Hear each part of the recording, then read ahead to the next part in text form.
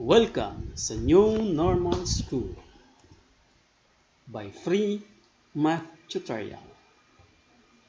Our problem for today is on how are we going to find the square root of any number instantly in less than 10 seconds.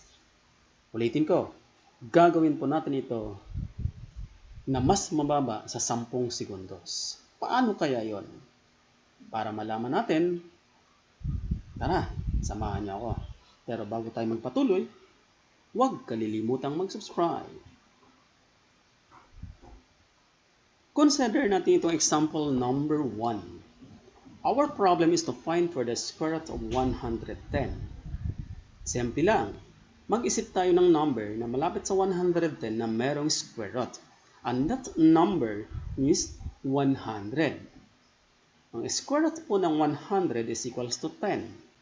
Since may sobra pa tayo doon sa 110, kasi 100 lang ang ginamit natin, isusulat natin into fraction form yung natitira. So that is equals to 10 over 20. Kaya lang, saan nanggaling yung 20? Ang 20 po ay nagmula sa square root ng 100. So, 10 times 2 that is equals to 20. Pagkatapos po nun, susulat na po natin sa decimal form yung ating pong fraction. Ibig sabihin, we're going to divide 10 over 20. Ang kanyang sagot is, we have 10.5. That is your final answer. Ganun lang kadali. Okay, balikan natin kung paano nangyari. Again, ang original problem natin is, we have 110. Ang number na malapit sa 110 is 100. Kuhanin natin ang kanyang square root. Then, para makuha natin yung fraction form, yung sobra dito na 100, ito po yun, 10. Yung 20, we just double our square root from 100. That is equals to 10 times 2, that is equals to 20. Tapos kuhanin po natin itong kanyang decimal form, that is equals to 0.5. Then, pagsamahin natin yung 10 at saka 0.5, our final answer is 10.5. Ganun lang kadali, napakadali lang. So, practice lang. Sigurado po ako, matututunan ko rin. How about kung ang ating problem is the square root of 45? Ang malapit na number na may square root sa 45 is 36, the square root of 36. And that 36, may square root po yun na 6. So, pwede rin natin gawin ganito. Pagkakuha natin ng square root ng 36, set aside natin para hindi tayo malito. Ito na ang 6, nakahiwalay na po siya. Then yung sobra, 45 minus 36, that is equal to 9. Again, saan nanggaling yung 12?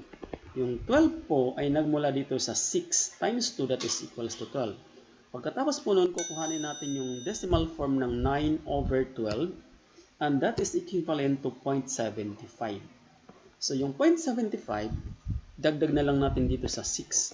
You got your final answer.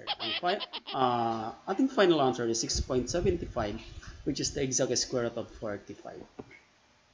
Next, how about if our problem is we're going to find for the square root of 19? Ano yung malapit na number sa 19? That is equals to 16 na meron pong square root. What is the square root of 16? Ang square root po ng 16 is equals to 4. May natira tayo. 19 minus 16 is equals to 3 over 8. Saan nagmula yung 8? Galing po dito. 4 times 2, that is equals to 8. Then, kukuhanin natin yung decimal form ng 3 over 8. And that is equivalent to 0.375. Yung sagot na yan, round up na lamang po natin into 2 decimal place. And therefore, our final answer is equals to 4.38. Yun yung saktong square root ng atin pong problem ng 19. This is our final answer. Next problem. How about kung 45 ang ating problem? Di ba, nagawa na natin kanina, bilisan po natin to. So we have 36. Square root ng 36 is 6. Fraction form, 9 over 12. We have 9 over 12. Decimal ng 9/12 is 0.75. You get your final answer. Different way po na pagsulat dito. Next po tayo. How about kung ang ating problem ay ganito? We're going to find for the square root of 263. Ano yung number na malapit sa 263? That number is 256. Ano yung kanyang square root? Ang kanyang square root po nun is 16. 263 minus 256, that is equals to 7. 16 plus 16, that is equals to 32. Ang decimal form ng 7/32 is equals to 0.21875. Then, to find our final answer, rewrite or drop down 16 and round up into two decimal place. We have 0.22. Our final answer is 16.22 as the square root of 263.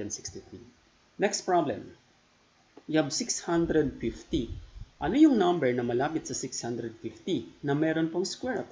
That is equivalent to 625. Ano po ba yung square root ng 625? That is equals to 25. May sobra pa tayo kasi 650 po ito. Yung sobra, gagawin po nating fraction form. Pero bago po yun, lagyan muna natin yung 25 dito, nakaset aside po yun. Para di tayo, kagaya ng ginawa natin kanina. Then, yung sobra kanina na 25, nandito na po yun. Then, 50. 25/50, that is equals to 0.5. And therefore, our final answer is equivalent to 25.50 or 25.5.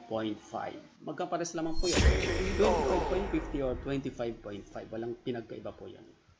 How about if our problem is we're going to find for the square root of 187? Ano yung number na malapit sa 187? That is equals to 1,681. Ano yung square root po nun? We have the square root of that is 41. Ang ibig sabihin nun, if you multiply 41 by itself, ang sagot niya is 1,681. Then yung natira natin, since 87 po yun, we have 6. Ito po yung 6 na yan. Then 41 plus 41, that is equals to 82. Kuhanin natin ang decimal form nito. 6 divided by 82 in decimal form, that is equivalent to 0.7317771. And to have your final answer, we have now 41 and 700. Your final answer, and that is the square root of 1,687. How about if we have this number? We're going to find for the square root of 7,577. Ulitin natin, mag-isip ng number o maghanap ng number na malapit po sa 7,577 na meron pong square root. And that number is 7569. Ano ang kanyang square root? The square root po nun is 87. If you multiply 87 by itself, ang sagot po nun is 7,569. Ano yung sobra? May sobra tayo na 8. Then 87 plus 87, that is equals to 174. Ano po ang decimal form ng 8/174? That is equivalent to 0.459770115. And to have your final answer, kopya sa 87, just drop down. Then kuhanin nyo lamang po dito yung 2 decimal place. So that is equivalent to 0.04. Round up, 0.5. Your final answer is 87.05. Huwag kalimutang mag-subscribe. Ganun lang kadali yan.